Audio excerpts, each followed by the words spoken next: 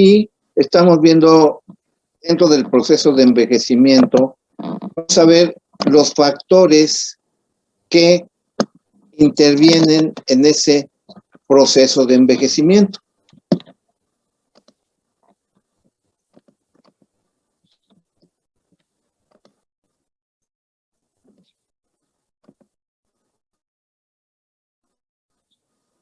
Bien. Dice, factores que modifican el proceso de envejecimiento, ambiente y sociedad a las que estamos expuestos. Ok. 8 son los factores demostrados hasta la actualidad que intervienen en el proceso de envejecimiento en forma directa o indirecta, pero intervienen. Esos 8 factores son medioambientales, sociales, políticos, psicológicos, biológicos, calidad de vida, económicos y genéticos. Ahora, como profesionales de la salud, podríamos en algunos medioambientales intervenir. Sociales, pues en forma indirecta. Políticos, no tenemos ningún tipo de intervención. Psicológicos, directamente nos compete. Biológicos, directamente nos compete. Calidad de vida, directo. Económicos, tampoco tenemos nada que ver. Y genéticos nos compete. ¿Qué quiere decir esto? Que nosotros tenemos que saber de estos 8 factores que influyen en nuestro proceso de envejecimiento, pero también saber que en algunos tenemos intervención directa, en algunos una intervención a veces que queda en una simple orientación y en otros no tenemos nada que ver.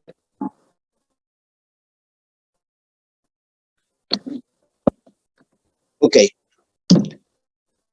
Factores genéticos.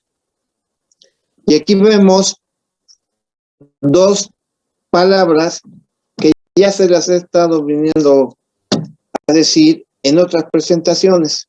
Gerontogenes contra gerontógenos.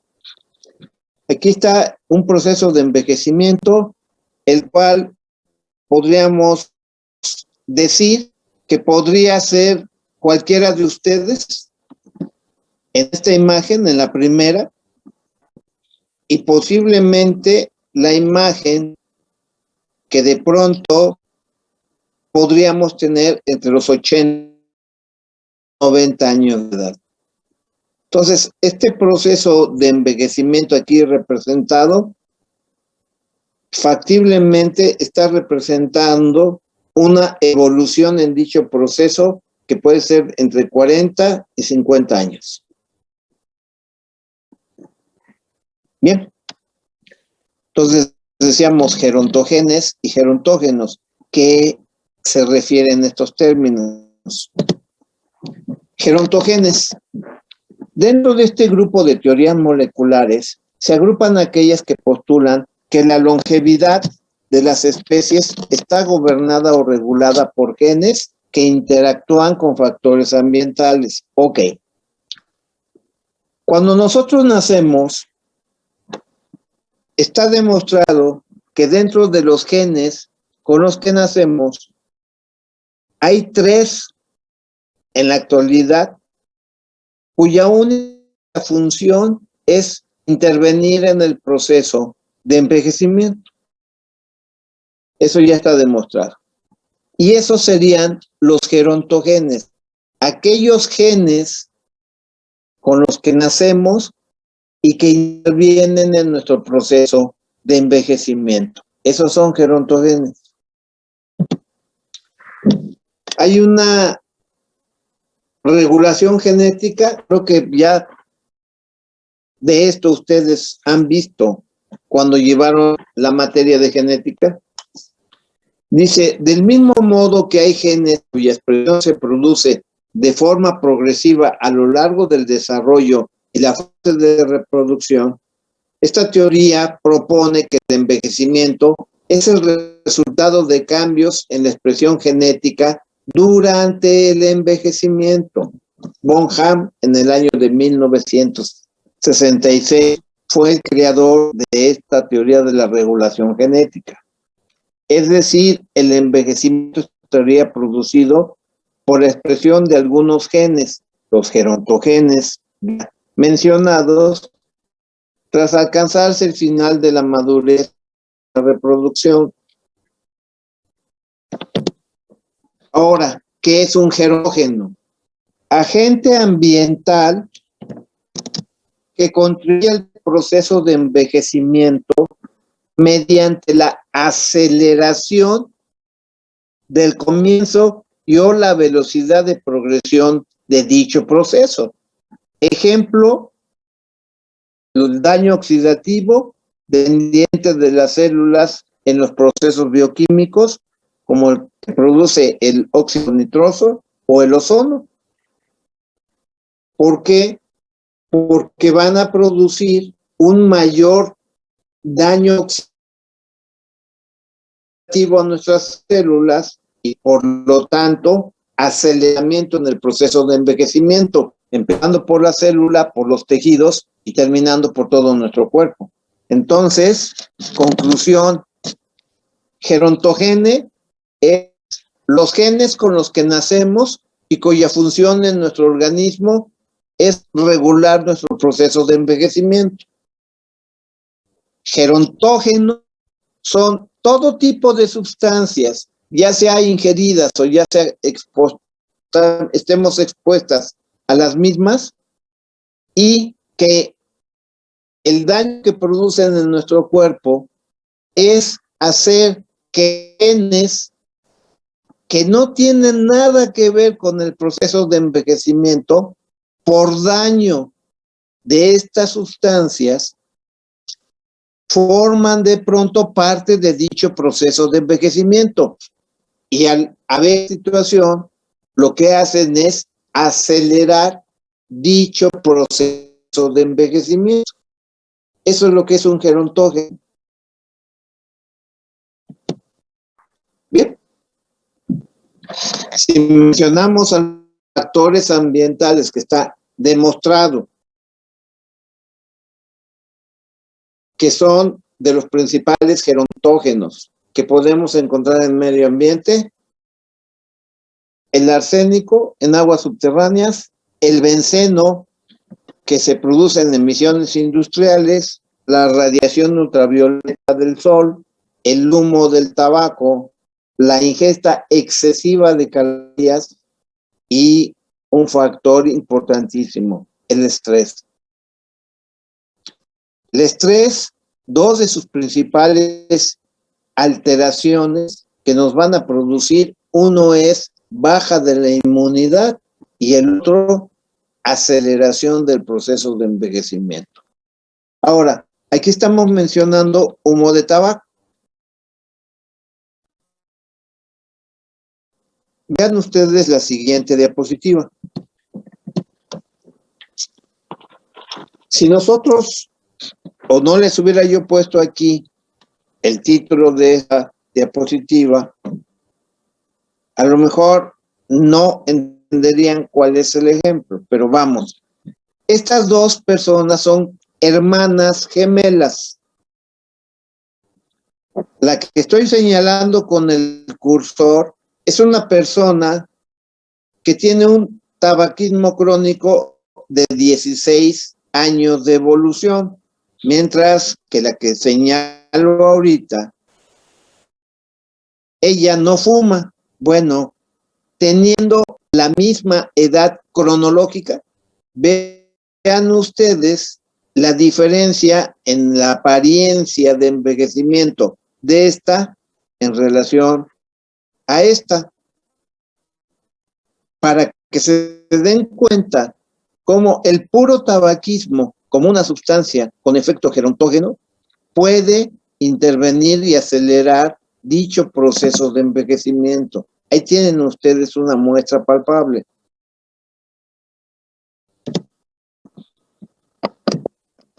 Ok. Si hablamos de factores sociales, podemos hacer una intervención relativamente indirecta, porque si el factor es pérdida total de roles sin sustitución, por ejemplo, un paciente que lo liquidan de su trabajo, en su casa ya nada más vivía con su pareja y de pronto esta fallece. Entonces ahí pues nuestra intervención es muy relativa. Podemos atenderlo médicamente, podemos orientarlo. Si no tiene otros familiares, pues a lo mejor recomendarle que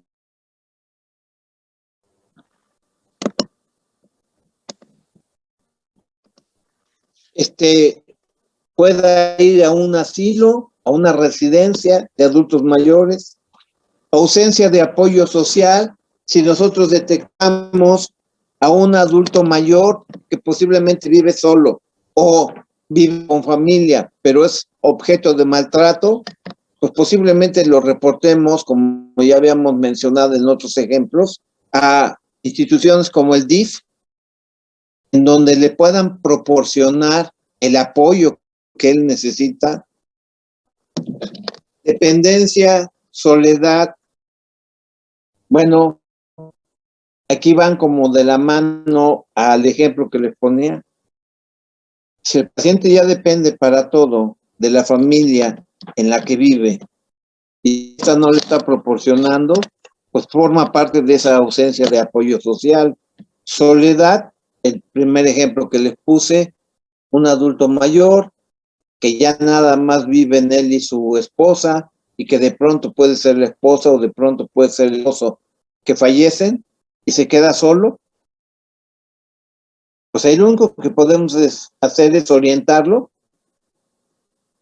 Vuelvo a repetirles, aquí tiene familia, pues vea de poder vivir con ella, y si no, pues que se vaya a vivir en un asilo, pero no tenemos una intervención directa de decirles que hay factores en los que directamente sí competen a nosotros y en otros nuestra intervención es muy relativa.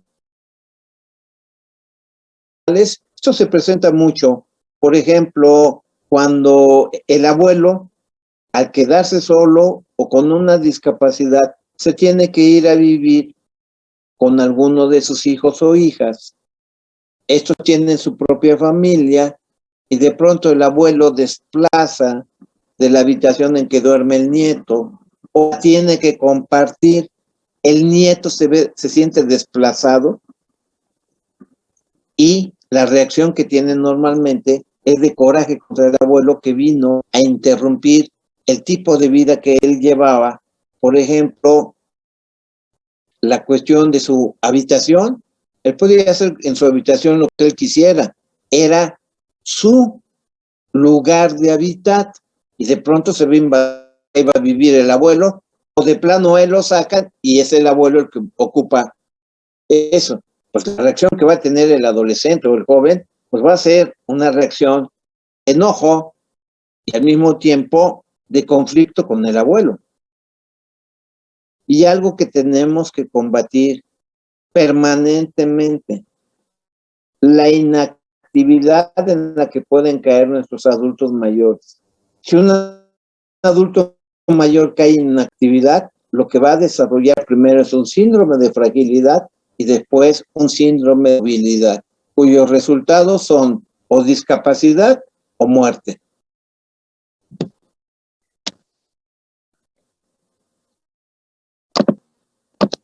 Bien, factores psicológicos sí son directamente de nuestra responsabilidad. Si notamos que un adulto mayor empieza a presentar un deterioro cognitivo, tenemos que mandarle algunos tipos de medicamentos que mejoren su memoria y al mismo tiempo darle toda una serie de actividades o recomendarle para que haya ejercitación de su mente. Si cuando nosotros ya valoramos al adulto mayor en un estado de deterioro cognitivo y ya más allá de lo que es moderado, entonces tendremos que tener otro tipo de intervenciones. Por ejemplo, envió al psicólogo para que reciba un tratamiento médico por parte nuestro y en el aspecto psicológico por parte del psicólogo. Y si definitivamente ya hay un problema de tipo psiquiátrico, pues entonces será con el psiquiatra con el que lo mandemos. ¿Por qué? Porque un paciente que empieza a tener deterioro cognitivo empieza a tener trastornos emocionales. Pueden ser depresión o puede ser ansiedad. Pero yo les podría decir que de 100 adultos mayores que desarrollan este tipo de situaciones, 20 desarrollan ansiedad y 80 desarrollan depresión.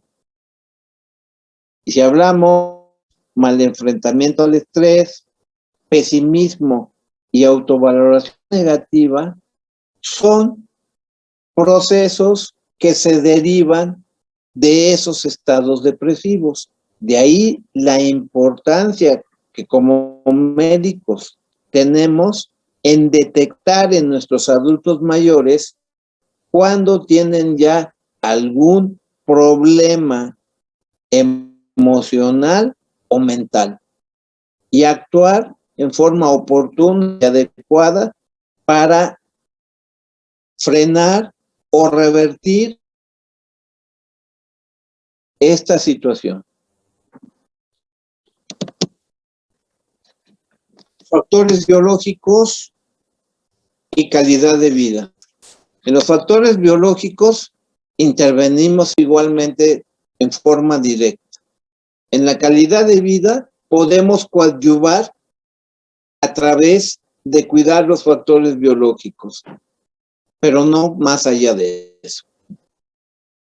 Si hablamos de un desarrollo vital, desde la primaria nos enseñan que todo ser vivo en nuestro planeta tiene un ciclo básico. Nacer, crecer, reproducirse y morir. Hay ciclos vitales ya más completos en el ser humano, por ejemplo, las etapas de la vida. Bebé, niño, escolar, adolescente, joven, adulto, edad media, adulto como tal y adulto mayor. Es un ciclo vital enfocado hacia cualquier ser humano, hombre o mujer, pero ya mucho más completo que el básico que nos enseñan desde la primaria. Algunos organismos, al estar formados por seres vivos, esos organismos tienen un ciclo vital. Por ejemplo, la familia. ¿Ustedes ya llevaron la materia de medicina familiar? En eso estamos. Ok, bueno.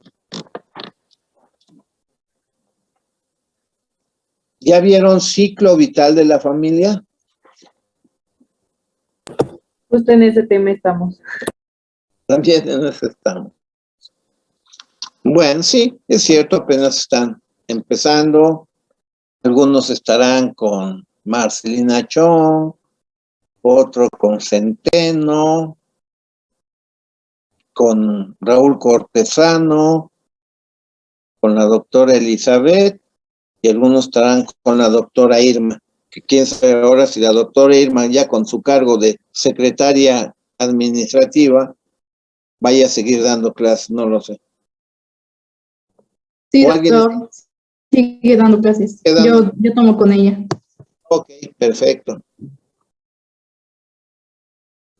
Bueno, pues ya todos ustedes saben que los dos principales ciclos vitales de la familia. ¿Y por qué es importante mencionar esto? Si estamos viendo procesos de envejecimiento, bueno, porque en el ciclo vital de la familia se llega a la edad de adulto mayor. Entonces, el ciclo vital de la familia es importante. De los que más se les enseñan es el ciclo vital de Heyman y el ciclo vital de Duval. El primero son 5 etapas, el segundo 8 etapas. Hablando del de Heyman, es primero matrimonio, expansión. ¿Cuál es el de matrimonio? Cuando la pareja se une. Le llamamos fase de matrimonio, pero también puede haber unión libre, pero de todos modos se está uniendo la pareja. Expansión, cuando nace el primer hijo, la familia se expande. Dispersión, cuando el primer hijo va a la escuela. Fase de independencia, cuando alguno de los hijos se casa y empieza a formar sus propias familias. Aquí se rompe el primero, porque no siempre en una familia el hijo mayor o la hija mayor es la que primero se casa. Casándose uno se entra a la fase de independencia. Y la fase de retiro o muerte, que sería la que ya compete específicamente a la edad de adulto mayor, que es cuando nuevamente pareja o en algunas ocasiones ya no la pareja, porque pudo haber habido dentro de todo ese desarrollo de ciclo vital de una familia, fallecimiento, separación o divorcio. Las situaciones muchas veces a esta última etapa de un ciclo vital familiar se puede llegar nada más solo. Bien. Esto es nada más como para los compañeros que todavía no han tomado la materia, la tendrán que tomar. Ya todo esto lo verán a mayor profundidad, etcétera, etcétera, pero que sí nos compete dentro de la materia de geriatría, porque al menos en nuestro país, el 80% de los adultos mayores viven con su familia. Entonces, conocer algunos aspectos de lo que es la familia y todo lo que es dinámica familiar, situaciones en crisis, ciclo vital, las funciones de la familia, es importante para nosotros como médicos conocer todo esto. Bueno, sigamos más adelante. Descompensación de enfermedades. Bástenos recordar que el adulto mayor,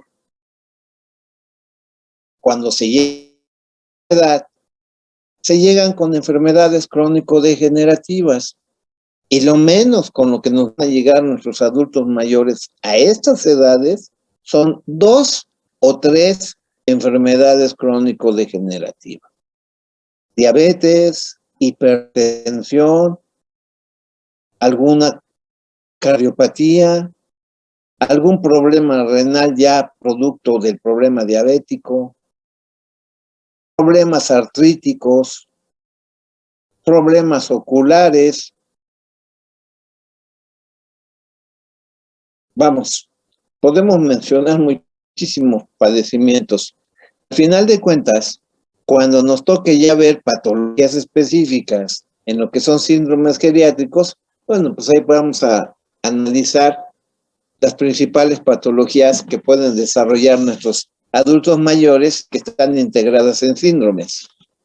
Bien, si alguien se descompensa de una enfermedad crónico-degenerativa, casi siempre esto tiene que terminar en el hospital. Por lo tanto, las hospitalizaciones más frecuentes, pues por lógica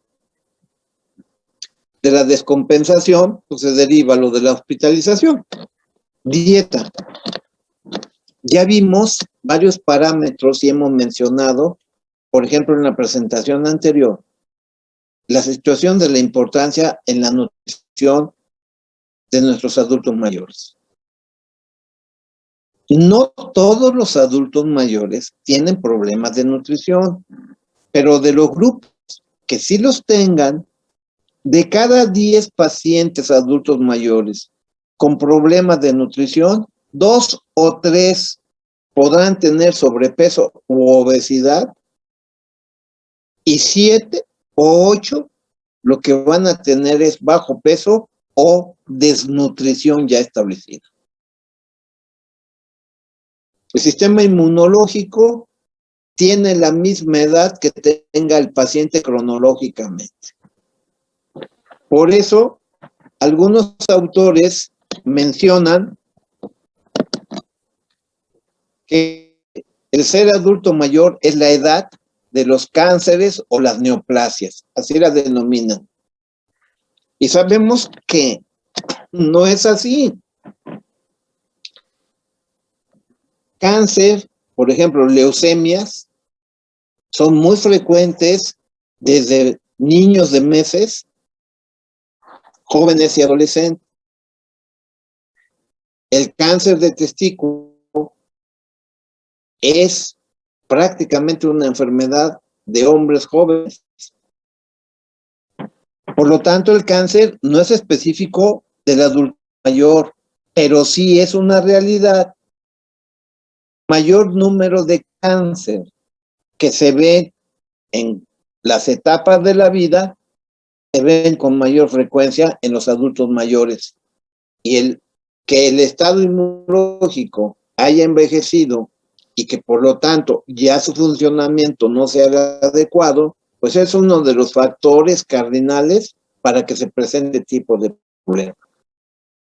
Y la actividad física, de la cual hemos estado haciendo mucho hincapié, no se permita que un adulto mayor, así tenga una discapacidad, deje de hacer actividad y ejercicio.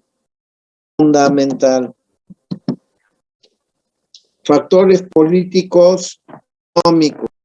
No, pues aquí sí está en chino. ¿Cómo intervenimos en lo político? No tenemos injerencia.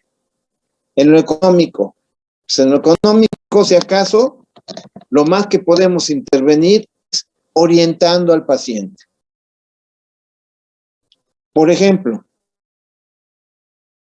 en muchos trabajos en empresas o otro tipo de trabajos, se puede llegar a ganar bastante bien. Hay personas que ganan 30, 40, 50 mil pesos mensuales, que ya son buenos sueldos.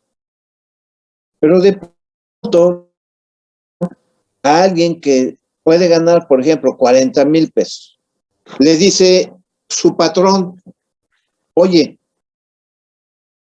si yo te reporto en el Seguro Social con ese salario que tienes, yo voy a tener que pagar aproximadamente 5 mil pesos mensuales por tu aseguramiento y a ti te van a descontar una cantidad similar. Te propongo que te reportemos con un salario de 5, 8 mil pesos o hasta salario mínimo. Y así, lo más que tú vas a pagar y yo también por tu aseguramiento son 2 mil pesos al mes. Y de todos modos vas a tener derecho a todas las prestaciones que el Seguro Social te da, atención médica y hospitalaria a tu familia y a ti.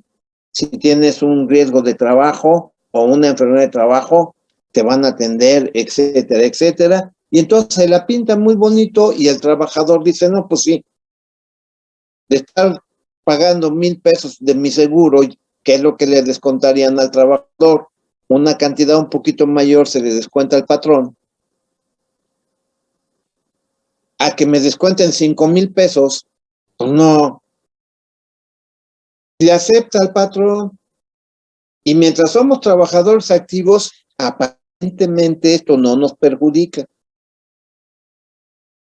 Pero ¿qué pasa cuando llegamos a la edad de la jubilación y el Seguro Social Cuando ya se trata de una jubilación, dice, a ver, ¿cuántas semanas cotizadas tienes? Para lograr una jubilación en la actualidad, se dice que te debemos tener un promedio de 1,000 semanas cotizadas. Y ya se bajó la cuota, porque antes eran 1,500 semanas cotizadas.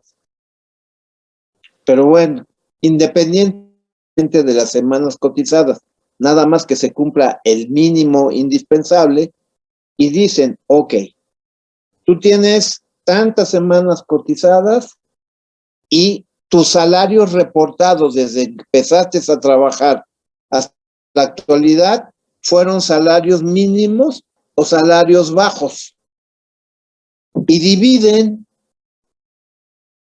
el número de semanas cotizadas con los salarios de los últimos 5 años reportados. La media que dé es la pensión que le otorga el seguro social al trabajador cuando se jubila. Si ese paciente está reportado con salario mínimo, la pensión que le otorga actualmente es de 3,800 pesos mensuales. Si ese paciente ganaba 40,000 pesos y con ese salario fue asegurado y con sus incrementos salariales a todo lo largo de su vida, ese paciente puede quedar con una pensión de 30,000 pesos tranquilamente.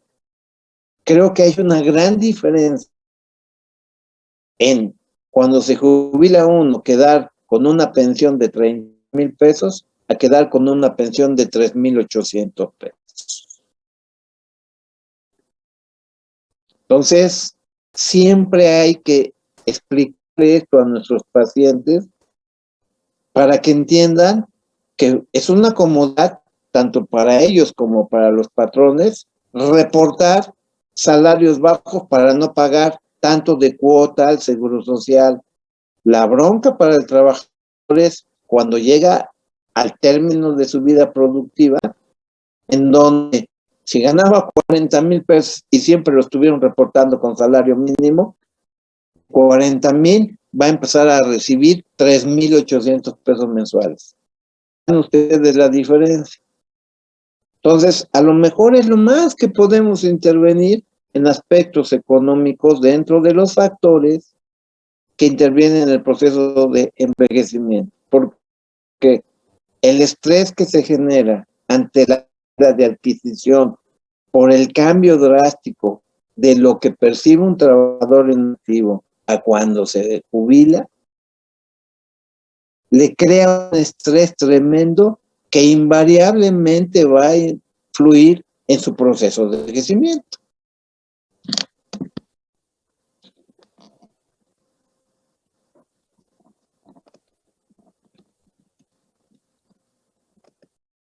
Bien. Y vemos ahora, vamos a lo biológico, y dentro de lo biológico, pues, está el envejecimiento celular y los factores genéticos. Uno de los grandes problemas aún no resueltos por la biología moderna es todo el proceso por el cual una célula envejece, y una vez que esta célula envejece, cuando se reproduce, va dando 2 células, 4 células, 8 células, 16, 32, 64, etcétera, etcétera, de células envejecidas. Por lo tanto, ¿qué va a llevar esto?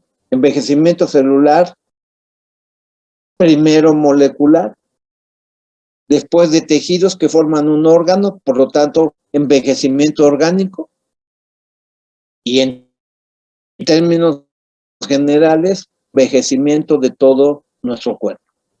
Se ha detectado y descubierto mucho, pero hay todavía muchas cosas que no se explican. Al final, ese envejecimiento celular se sabe que es la suma de factores internos y externos al organismo. así como hablamos genéticamente, son patógenos que interfieren y aceleran dicho proceso. Aquí también forma parte de este envejecimiento celular. Bueno, hasta aquí nos vamos a quedar el día de hoy. Dejo de compartir pantalla y continuamos con nuestra exposición de procesos de envejecimiento, nuestra próxima clase. Les deseo que pasen una excelente tarde, un muy buen fin de semana, que se me cuiden mucho, que Dios me los bendiga y nos vemos el lunes. Muchas gracias, doctor. Bonito Gracias, día. doctor, igualmente. Hasta luego.